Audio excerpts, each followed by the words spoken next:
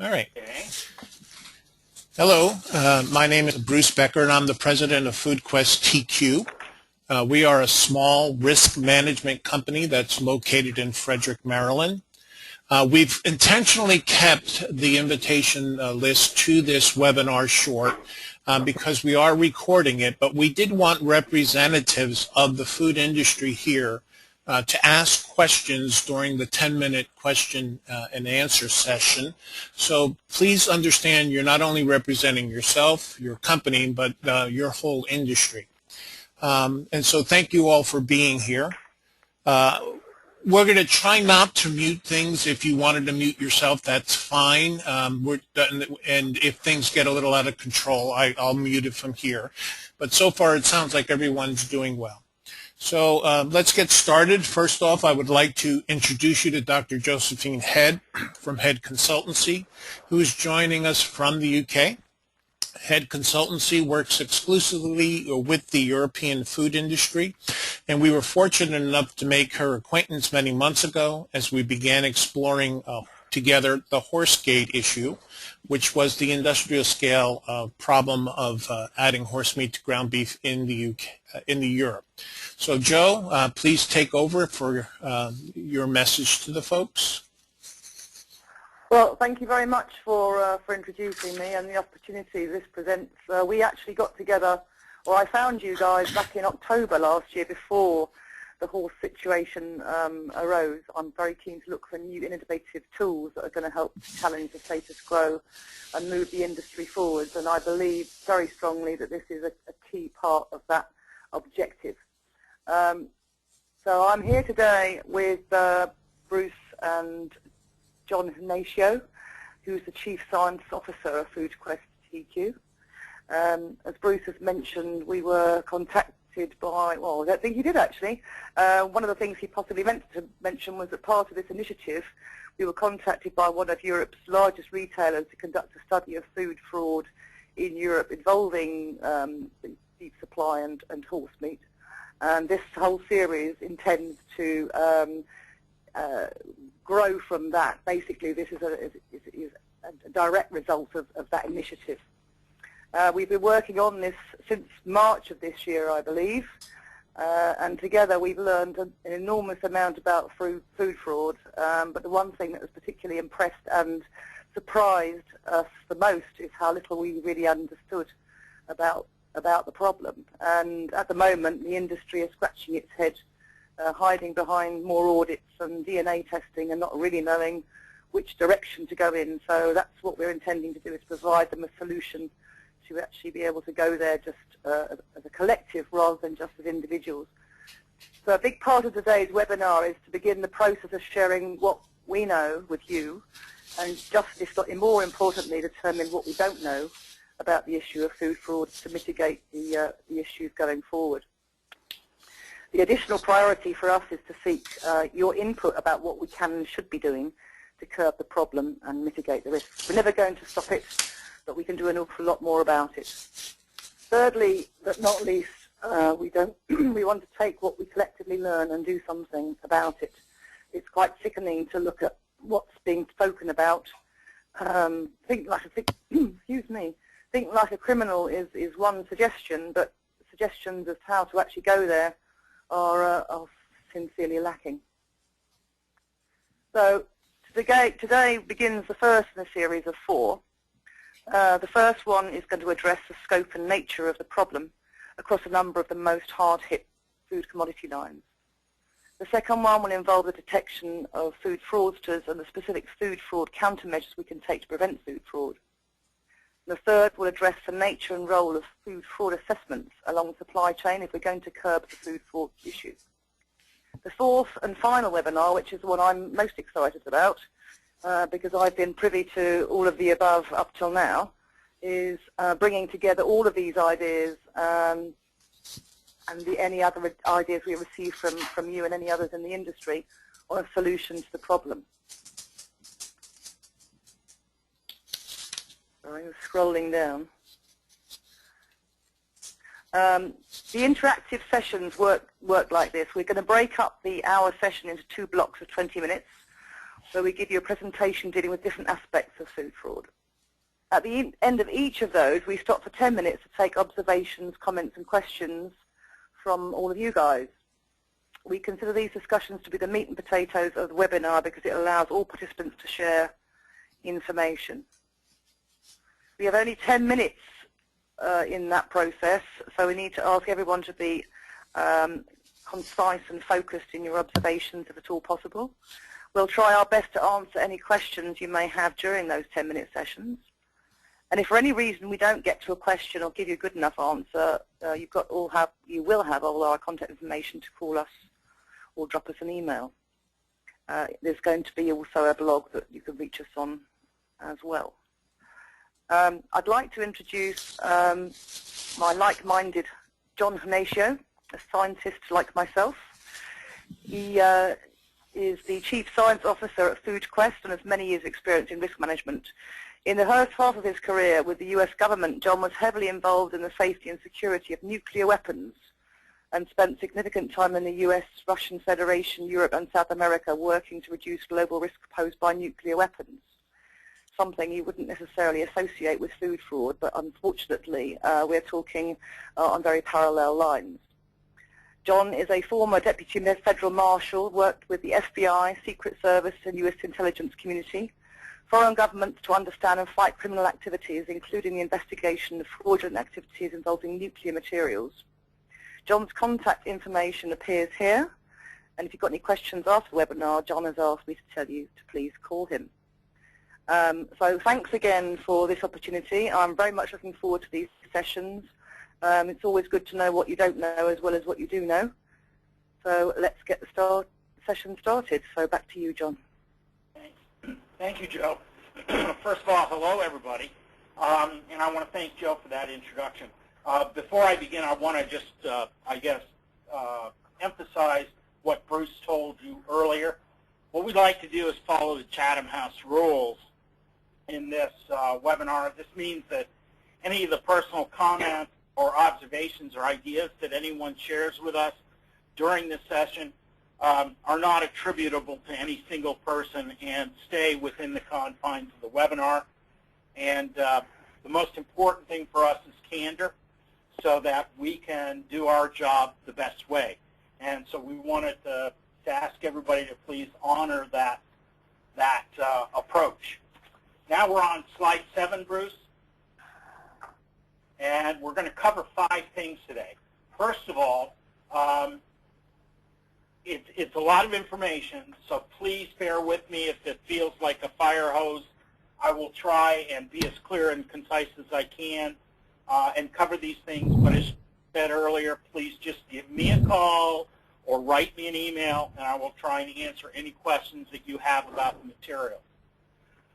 We recognize that the people here today and the people who are engaged in food fraud across the industry have different levels of experience and knowledge as it relates specifically to food fraud. If you know something the rest of us don't, please interrupt us and tell us. That's really what this webinar and these series of webinars is really all about. In the first couple of webinars, we want to make sure that we have a general consensus on what the problem really is. The way to do that was to start at the beginning and then build on it to develop a collective solution for the industry. So first, we're going to share some of the research we did trying to determine in some plausible way, and I underline plausible, the true cost of food fraud across several hard-hit commodities.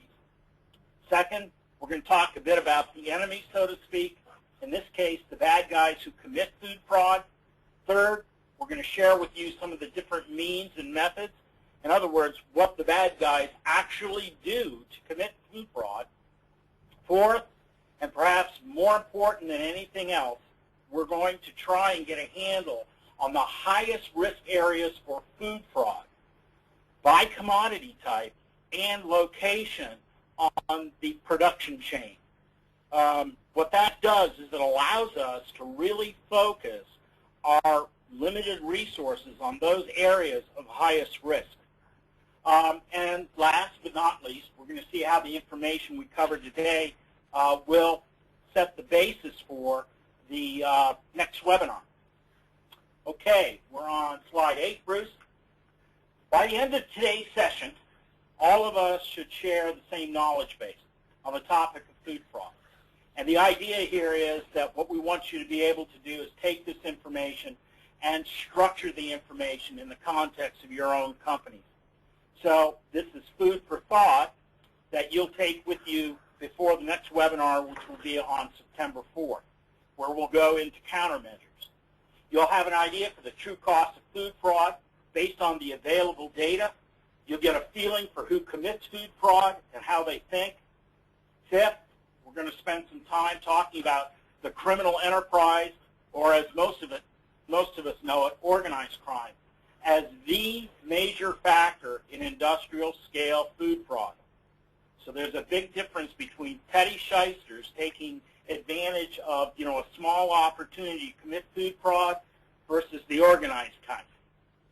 We're going to go over several methods and means relating to hard-hit food commodities that food fraudsters actually use today.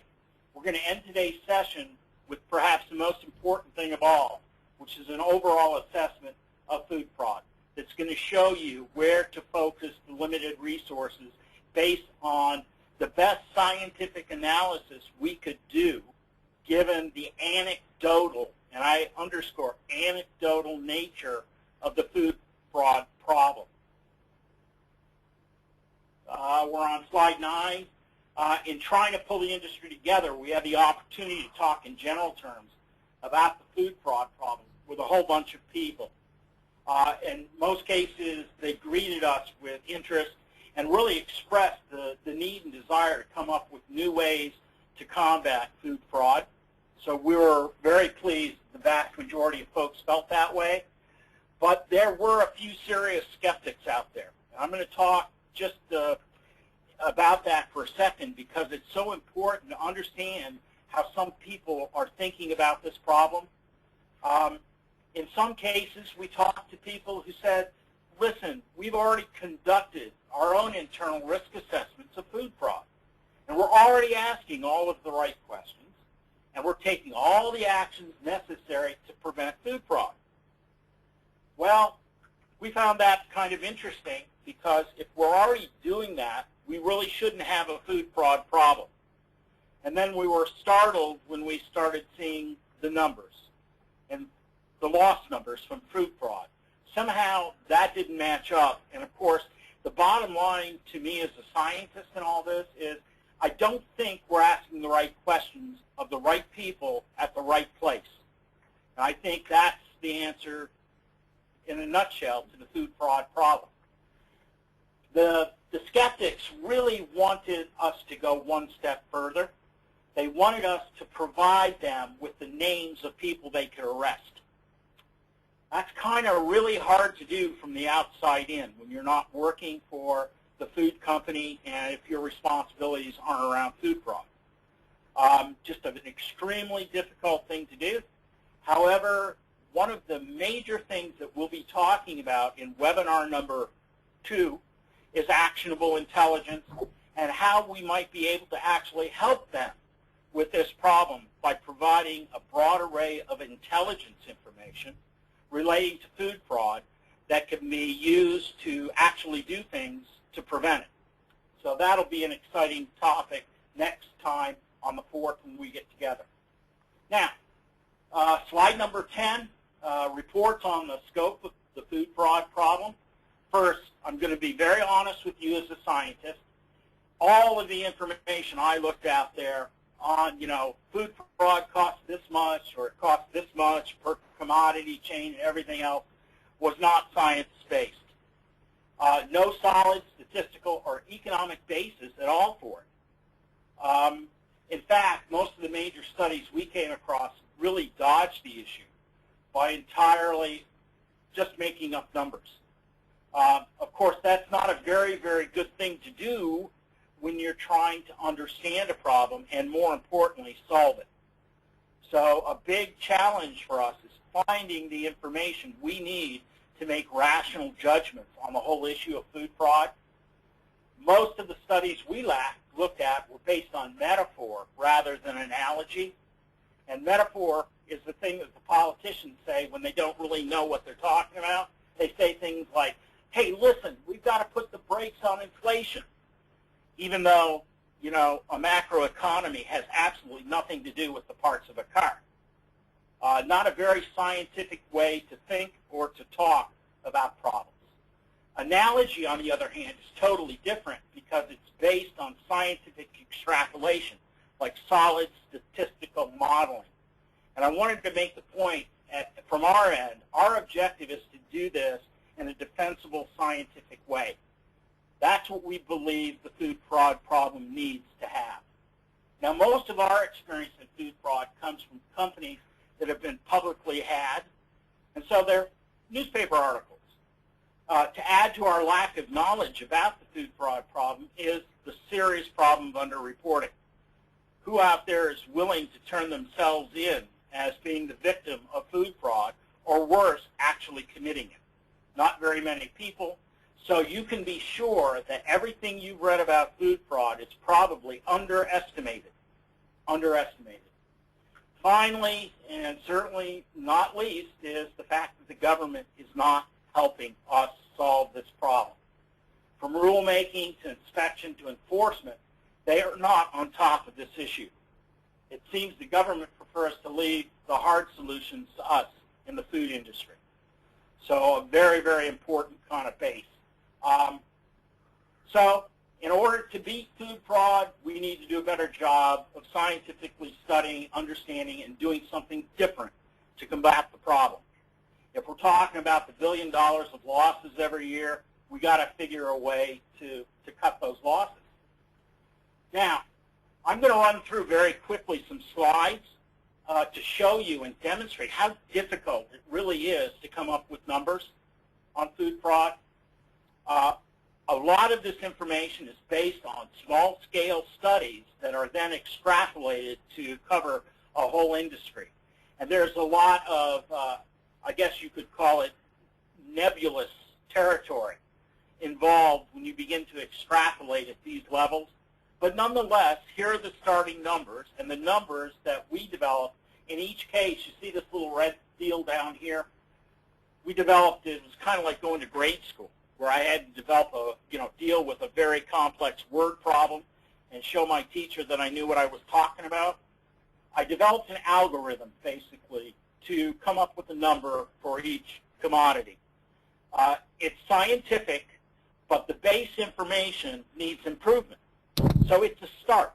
It's a methodology for looking at costs according to some rational measure of scientific truth. We start off with seafood. There are lots of studies out there, but the most recent study is the Oceana study. I'm sure all of you are familiar with that study.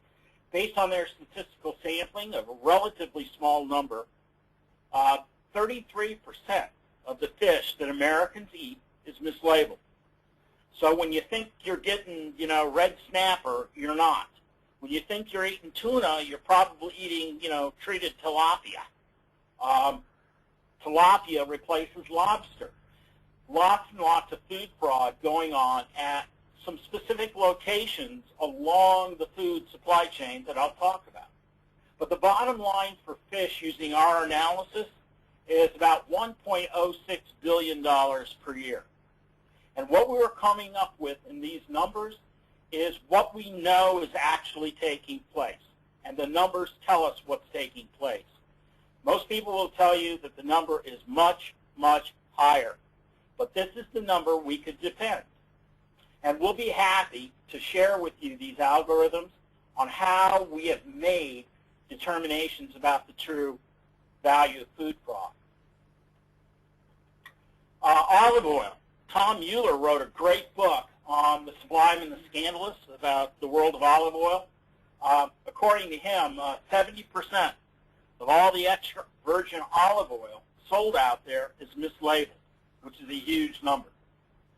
Good science-based studies have demonstrated, and this is the UC Davis study, that 69% of all imported olive oil and 10% of California's harvest do not meet the requirements for their extra virgin labels, which is a bit astounding. And what I want you to think about when you think about that statistic is, how could that be unless the companies, the processors who are producing the olive oil were somehow not involved? 10% mislabeling of California extra virgin olive oil seems a bit strange, to say the least. The bottom line, after all is said and done on olive oil, is that it's costing a whopping $2.28 billion a year, according to our very, very conservative calculations in the U.S. alone. That's a huge number. Huge, huge number. Milk.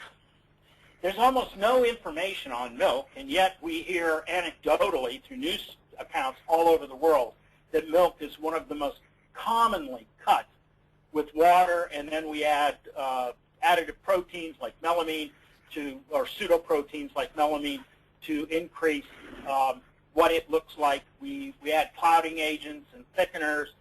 A huge problem globally, but I wasn't able to find any information on this issue.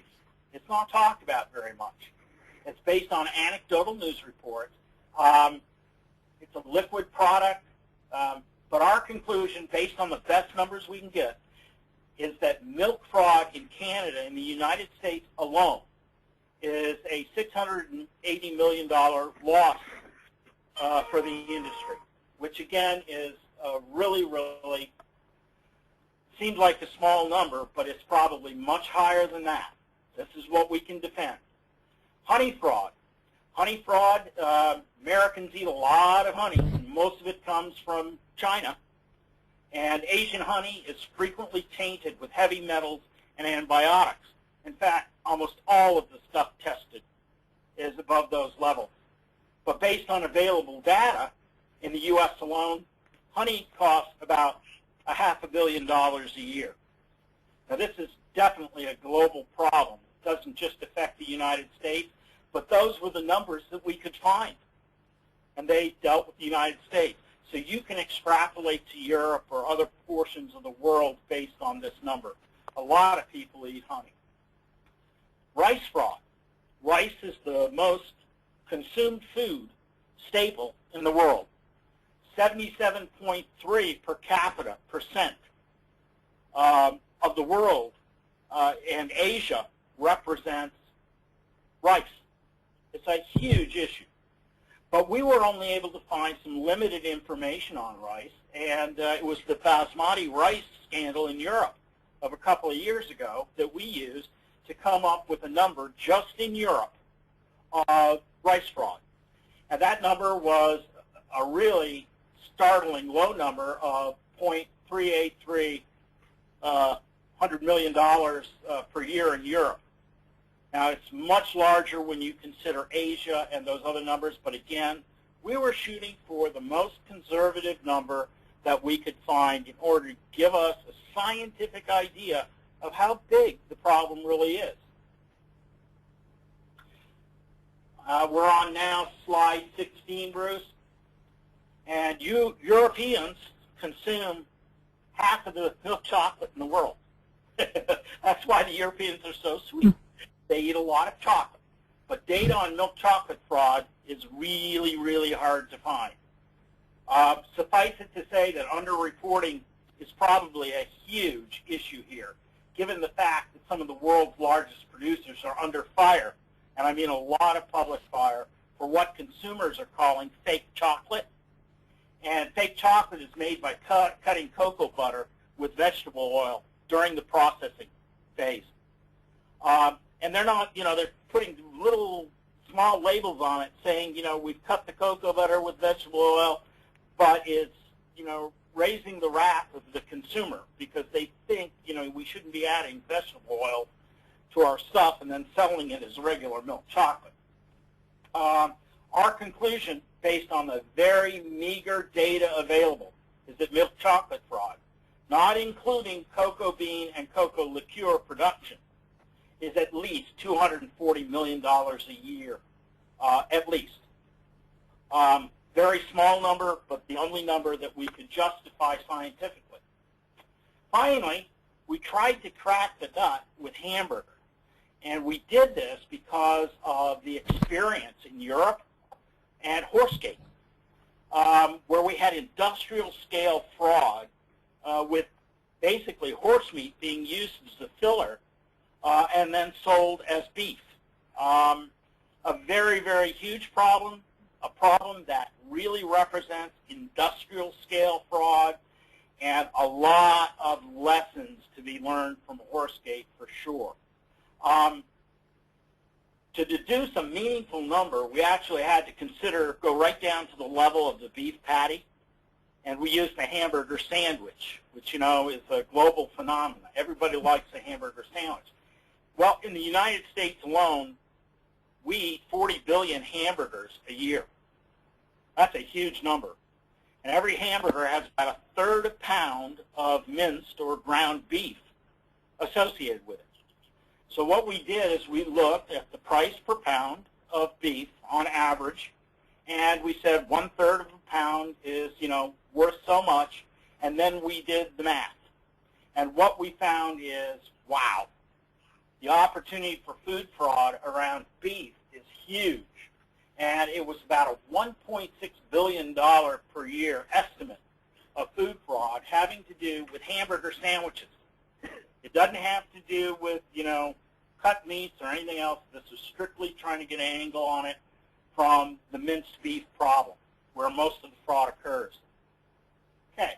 With that said, we have estimated sample losses for food, and you can see that the numbers are very conservative that we give. We give a likely number, and we also give possibilities. And these possibilities are probably more likely where things are happening. It's right here in the third column on slide 18. So what we have is a $6.4 billion a year, at least, minimum problem, but it's just the tip of what we believe is a much, much bigger iceberg, that once I get the numbers, I'll be able to share with you what the real scope and the losses to industry really are from food fraud. Now, what does this mean for individual companies? I went to a GMA study, and I found in that GMA study some interesting numbers. Some of them were totally pulled out of the air, like the red line. They said food fraud costs an estimated $10 to $15 billion a year. We don't know what that number is really based on. It was one of the numbers that are pulled out of heaven and then used as a way to economically grapple with the problem, even though they may or may not have any basis.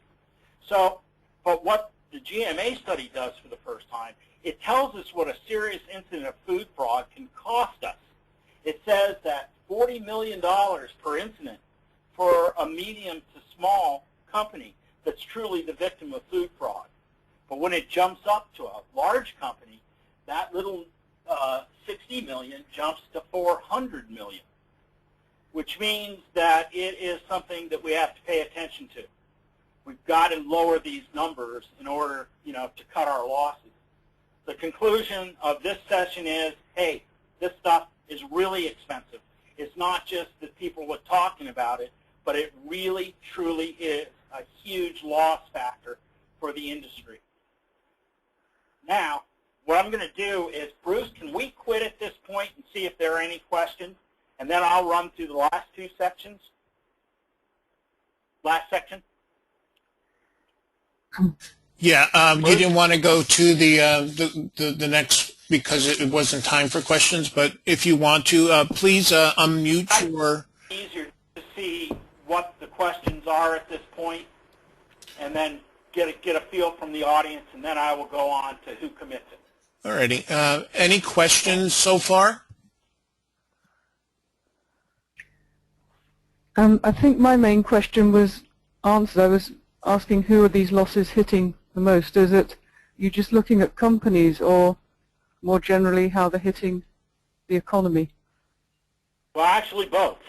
And that's one of the conundrums with food fraud, is that with the underreporting and basically leaving the industry responsible for correcting the problem, we don't really know what the division is. We don't know. That's one of the reasons that there's been, in my opinion, very little scientific analysis of the problem. And I think that's why we have to do much, much better in determining our numbers so that I can give you answers to those problems. But I don't believe there's anyone out there right now, based on the anecdotal nature of the data, that could give you a good answer to your question. No, I think you're right. And that's part of the problem, because if we don't understand food fraud, how are we going to really find out what we got to ask and what we got to do to prevent it? So a major issue for us. Okay, if there are no more questions at this point, I'd like to shift gears and talk a little bit about the bad guy. Joe, you mentioned at the beginning, thinking like the criminal. I'd like everybody to kind of shift gears and think like a criminal for a few minutes. Who's committing food fraud? Well, there are three types of bad actors out there. There are crusaders, there are criminals, and there are just people who are plain crazy. I can guarantee you right now, based on all that I know, that food fraudsters fall into that middle category called criminals. They are all criminals, okay? And it's really that simple. And so the bottom line is, with criminals, you're dealing with rational actors who are after something, okay? And all criminals think alike. There isn't a wide disparity. This is part of the easy part of the problem. First off, they all want money. That's what motivates them. They aren't stupid. They either look for, and in the case of criminal enterprises, actually create exploitable weaknesses so that they can make money. They need other people really badly. They can't act alone, especially if they're doing fraud on an industrial scale. They need a system, an organized structure, and they also need the facilities to do the deed. Last, but certainly not least, is they have to execute their crimes.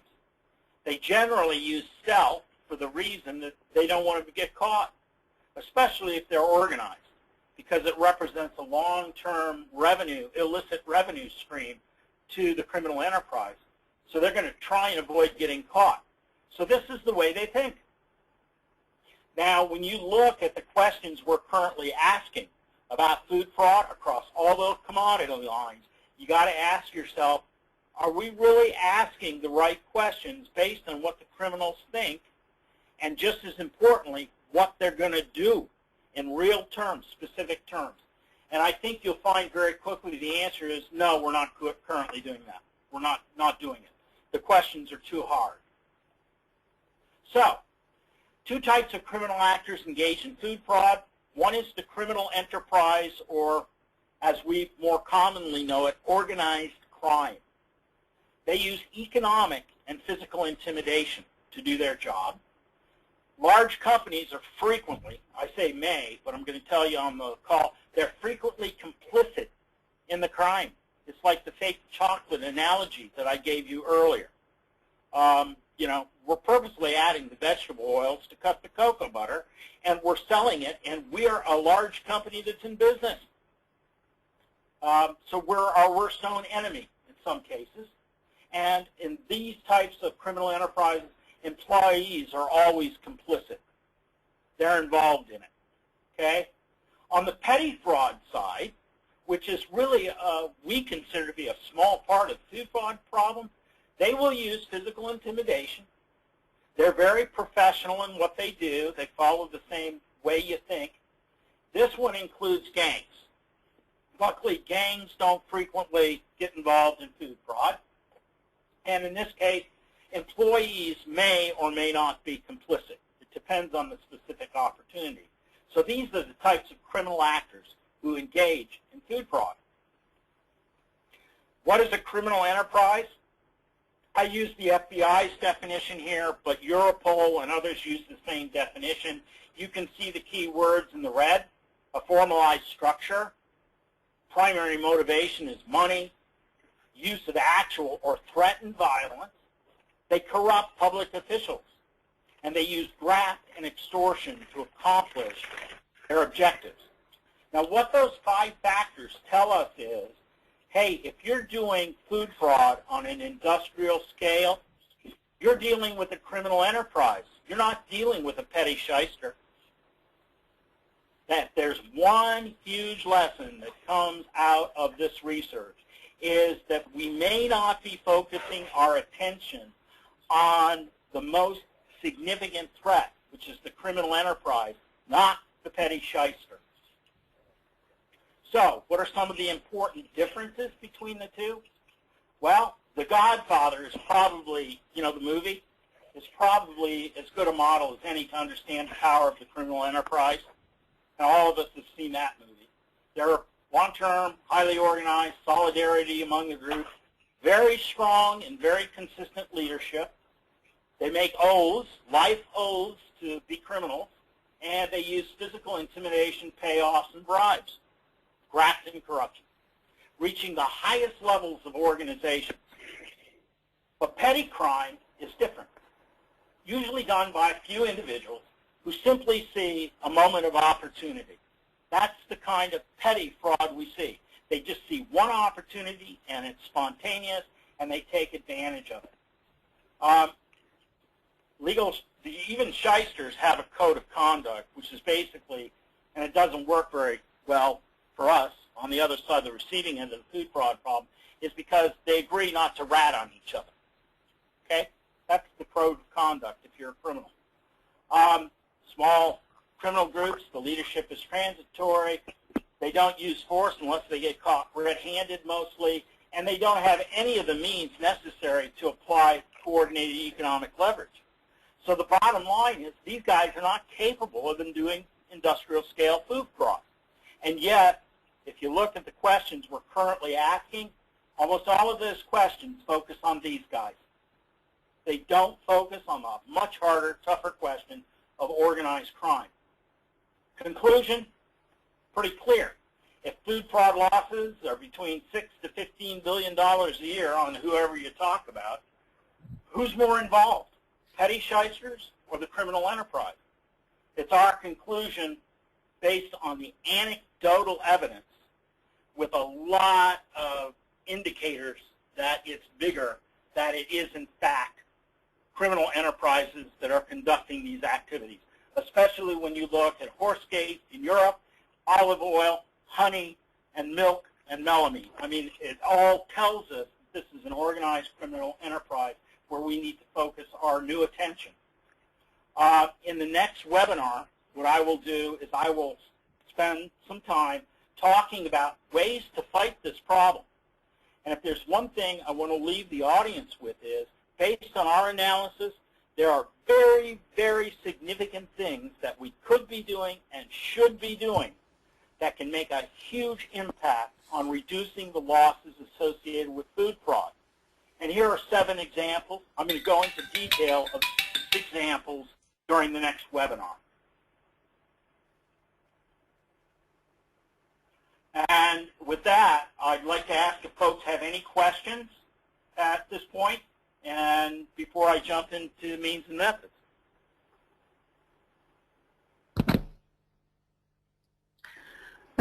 To what extent have you considered money laundering in all of this? Because this is obviously an big organized crime activity as well. So if you want to get your resources, it's one way of channeling monies from other criminal activities. Yeah, excellent question. Where there's organized crime, there's very, very important intelligence. Now, one of the things that the organized crime folks have to do, because they're organized and they bring in tremendous revenues from their food fraud, is they have to find ways to launder that money, okay? And one of the ways to launder money is through human trafficking. You can launder money through, gambling, illegal gambling activities. You can launder money through the drug trade. And there seem to be very, very significant indicators and warnings about who a criminal enterprise is and your ability to identify them. And one of the things that we're doing to crack that nut is we're adding to our toolkit of ways to fight food fraud, an intelligence platform that basically looks at 7 indicators of criminal enterprise as it relates to food commodities, which is a critical aspect of cracking this organized crime nut. And it answers, the question that some of the skeptics asked earlier. Remember, the skeptics we have talked to have said, hey, golly gee whiz, just give us the names so we can go and arrest these guys. What we're trying to do is do that for them. We're trying to give them all the indicators and warnings when they're working in a place like Ivory Coast, right? And they're a chocolate producer like Mars or Nestle's. Hey, guys, you need to be aware that virtually all of the cocoa harvesting in Ivory Coast is done by children, which is contrary to, UN agreements that we've all signed and everything else. Yeah. Now, how do you crack that nut? The only way to crack the nut is through intelligence, and that's what we're going to provide them. John, I posted a story this morning about how Mexico's crime families are laundering money, and one of them is through the beef industry, cattle farm raising. Absolutely. And that's why one of the big dangers, Bruce, in our opinion scientifically, and a bad policy decision really, was the issue involving horse meat and the slaughtering of horse meat within the United States. That could actually make it much more difficult for us to avoid the problems that Europe has experienced in horse game. So what we're talking about has tremendous implications, both politically as well as financially. There was another one this morning. I can't remember if it was Bruce or somebody else posted it on one of the LinkedIn groups, but a lot of investment in French wineries is also a cover for international money laundering as well. Yes, ma'am, and I haven't touched alcoholic beverages here yet. Yes, all I can say is yes, absolutely. And I'm working data right now to look at the alcoholic and beverage industry in particular. But it's a huge problem for them too, obviously. Okay. And I think it's okay. If there are no more questions, I'll go into part two. What was Lisa about to say? I was just going to make an observation that in a lot of money laundering, the businesses set up actually have all the hallmarks of being legitimate businesses. They're not always easy to spot as being money laundering activity. Absolutely. And that's part of the reason that intelligence becomes so important, Lisa, and that's what we're trying to do. We're trying to ferret that intelligence out so that the food industry can actually have something to act on, not just, these guys sitting in the shadows doing their bad stuff. Well, I think there's also a big knock-on. There's a big review going on at the moment, looking at how do we make sure that the whole supply chain integrity is more robust going forward. And let's say I'm manufacturer A. At the moment, I would go out, well, I might not even do an audit. I'd send a questionnaire, I'd get them to fill in my questionnaire, and I'd tick it in a file, and that might be job done, or I might go and visit them, but I might be only looking at food safety and food quality. There's nothing that actually links up with the procurement, the integrity of the business in the whole process that's hugely missing in the equation. Right. It's part of this nebulous area, that there isn't enough information even at the beginning to even identify who these what I call them illicit processors are. So that's why we're building this base of data. It's a critical first step to systematically understanding the problem, which I will show you in the next section, which involves food fraud, means, and methods. Now, I'll admit we have 10 minutes, so I'm going to fly through this information, but it will be available to you, Bruce, and others out there listening to this to look at. But here's where all of that stuff that I talked about, that probably all of us intuitively understood, now begins to make some scientific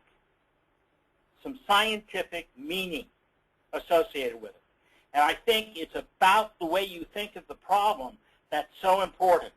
And that's what I'm trying to get across by these slides.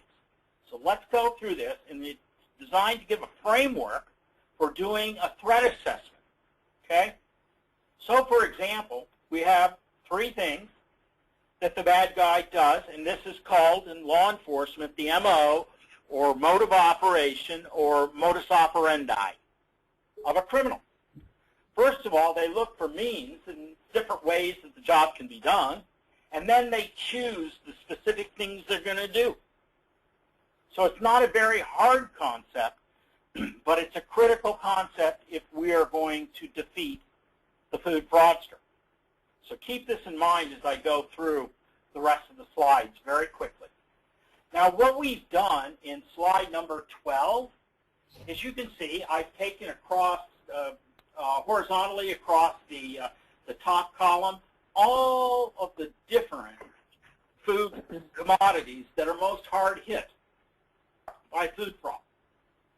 And then I've tried to represent the de minimis, or the least number, the ones that really, really are involved in actual fraud events, down the left-hand column under means vertically. So many products can be cut, like milk, olive oil, or whatever, and burgers, by adding fillers or doing other things.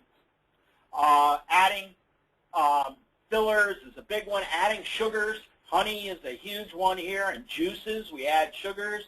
Chemical treatment to change flavor, lots of commodities involved. Clouding agents, and also clouding agents should also include clarification agents, and they affect many, or actually just two major product lines, which is olive oil in this case, and juices. Disguising the speciation of what it is that you're selling, disguising the spoiling, and that's either a harvest date or an expiration date. Disguised flora, that's a honey problem. This is where the Chinese tell us that you're drinking or eating orange blossom honey when you're actually eating, you know, cesium-134 honey, okay? Disguised chemical and biological content affects all of the products. Then we have mislabeling, which is, mislabeling means that you put a false label on the product at the time you package it in the processing facility. Relabeling means that you're working in some segment of the product chain with a finished product that you're changing the labels. So an example would be, you're taking olive oil that's labeled as non-extra virgin, and you're putting extra virgin labels on it in order to sell it for a higher price. So they're two different things. But you can see by looking at the X's both horizontally and vertically that you can create what are called risk clusters. So this chart tells us right away that the one thing that every commodity has to worry about is mislabeling across the board, which means, where does mislabeling occur, according to my definition? At the processor level. Processors, processors, processors.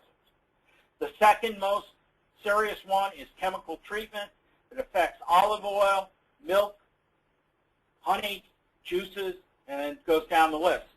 And so what I'm beginning to do, both horizontally and vertically, is creating what we call risk clusters if you do risk management. Okay? Very, very important first step. Then next, what we do is we take the production segment.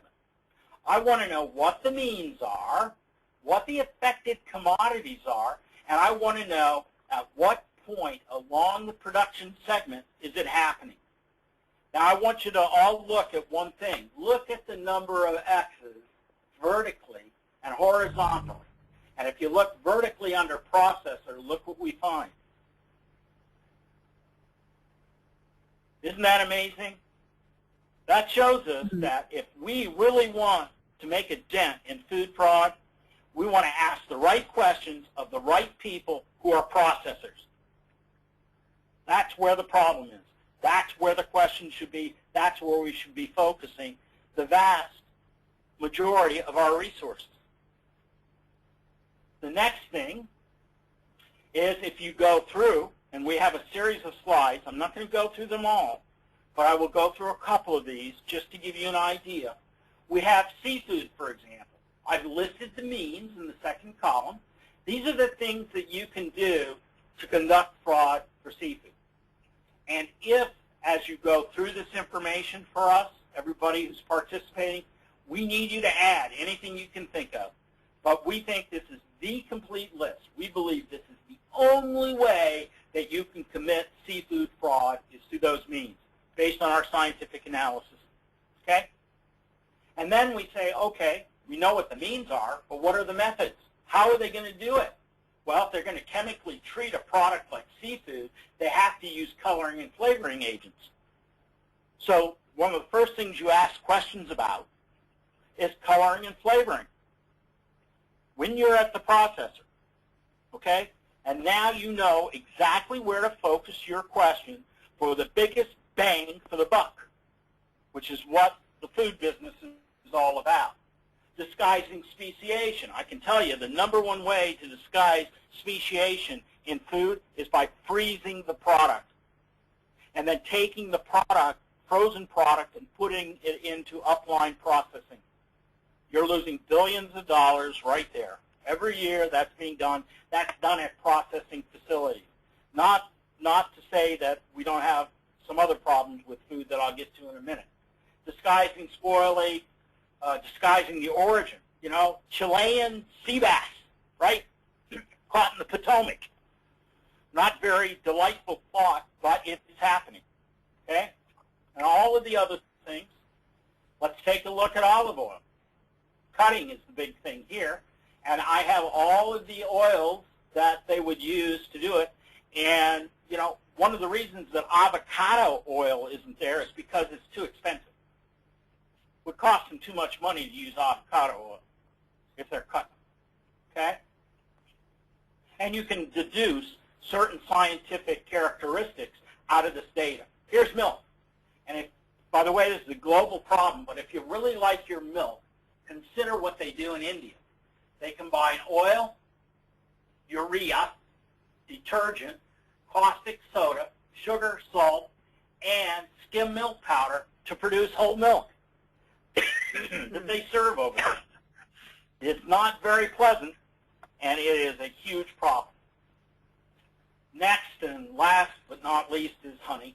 And you can see honey is basically adding Karo syrup and disguising flora. That's basically an over-filtering honey.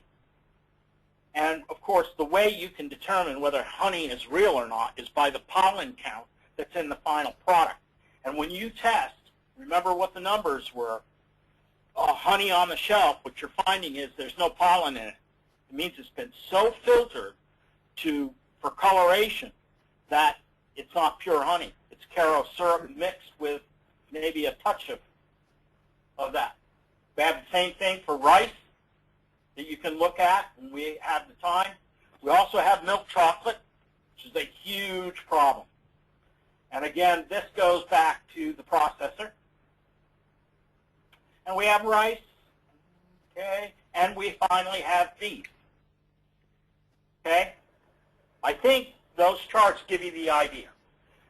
Now, there's a very important reason that we systematically structure the data we have from the beginning of the presentation. Here's how it's been structured. First, we told you what the affected commodities were based on the anecdotal scope of the problem. We told you what the bad guy means by commodity type was. We told you the bad guy means by supply chain segment. We told you the specific methods that are used by the bad guy by commodity type. And last but not certainly least, the means, the level of risk by segment of the production chain, and the specific food fraud methods that will be used by the bad guy.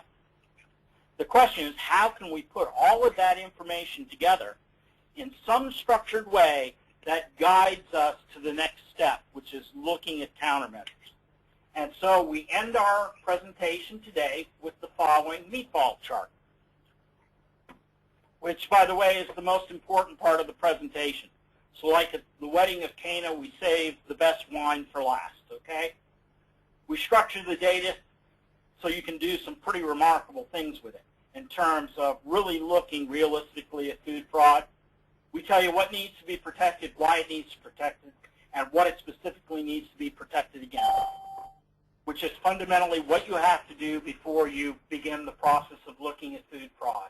So what you can see here is the huge cluster of reds at the processor level and the huge cluster of reds at the organized crime level, which tells you processors is the problem and organized crime to commit industrial scale food is the problem.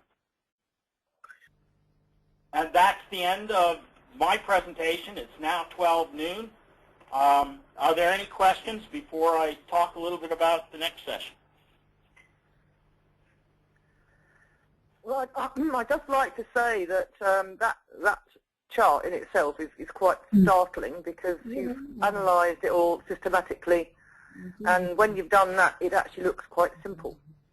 And this is where I think where we can help to add huge value to the whole thing, because everybody's faced with tackling the whole thing individually, and it's absolutely, they don't know where to start. So actually to crystallise it like that, I think is an extraordinarily powerful thing in itself.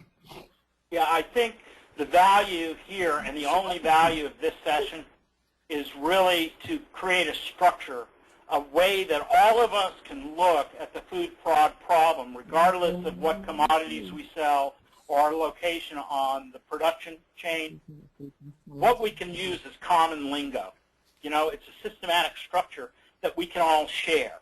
And that's why we started off with getting to this point in our first session. The next session will build on this, and we will be able to really say, okay, what are the specific things that we can do to deal with this little meatball chart? And that's where I'm hoping to go. Okay? If there are no more questions, I'll finish off by saying what we're going to do over the next session. By now, I think I've hit the 5 things that I promised to do at the beginning. We know about means and methods, and we know we have a threat assessment, and we know where we should focus our attention. The next thing is going to be, okay, big deal. You told us where it is and all that. What do we do about it? That's where we're going to get into on the 4th, a discussion about countermeasures, how we can use countermeasures to tell us specifically whether or not we're the victims of food fraud, both from petty shysters, but more importantly from the organized criminal enterprise standpoint. That will serve the basis for us to move to the session number 3, which is, okay, we have the problem. How do we assess it? Once we have this baseline, then what we're going to do is take all of the comments that we've received from industry, and we're out there actively working with industry now, and then we're going to put it together for you to look at. So there'll be lots of people on the last webinar, because we're going to be, just like Microsoft, seeking inputs on how this product should work for you, not for us. It's going to be no use for us unless it's, you know, built for industry. So that's one of the big reasons for today's briefing. Preview, we're going to look at, give you a capsule summary of what we did today. We're going to show you how you can extract lessons learned to do things like write the right questions and ask the right questions. We're going to address some specific countermeasures you can take to stop it. We're going to discuss how to structure food fraud loss prevention programs. And finally, we're going to give you a preview of our next, the 3rd ILS session. And with that, I want to thank everybody for being so patient and listening to this information. And we're more than willing to share it with you. And we would love to do that to get your feedback. So thank you very much for attending. Again, Thank you. we will post this on the National Food Protection Collaboratory site. I will send everybody the link so that you can share it with your employees or other people that you think might be interested. Please let us know if this is meeting your needs. It's very important to get some feedback on this so that we know how to we want to make sure that the next session meets whatever you want it to meet. So please provide feedback. Let us know what you liked and what you maybe did not like, and we'll take that into consideration for the next webinar. Joe, do you want to say anything before we finish? Well, I just want thank you very much again for sharing this with me. I'm very excited by where it's all going. I hope everybody else feels the same way. I don't know whether we want to give everybody a chance to sort of say anything at this stage, or wait for feedback after the event. I can hear murmurs and voices and rumblings going on, so I'm just conscious that there might be some comments that people are wanting to make right now. I might be completely wrong. That would be wonderful. If anybody has any comments, please, or observations, please help us out. I think I'd like to think it over, but I'll certainly send any comments back by email or otherwise. That would be great. We'd really appreciate, again, any comments that you have to help us through this.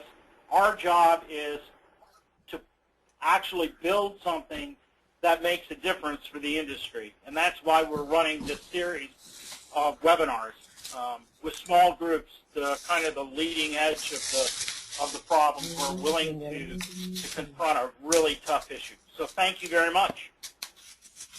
Thank you. All righty. Have a good day, everyone.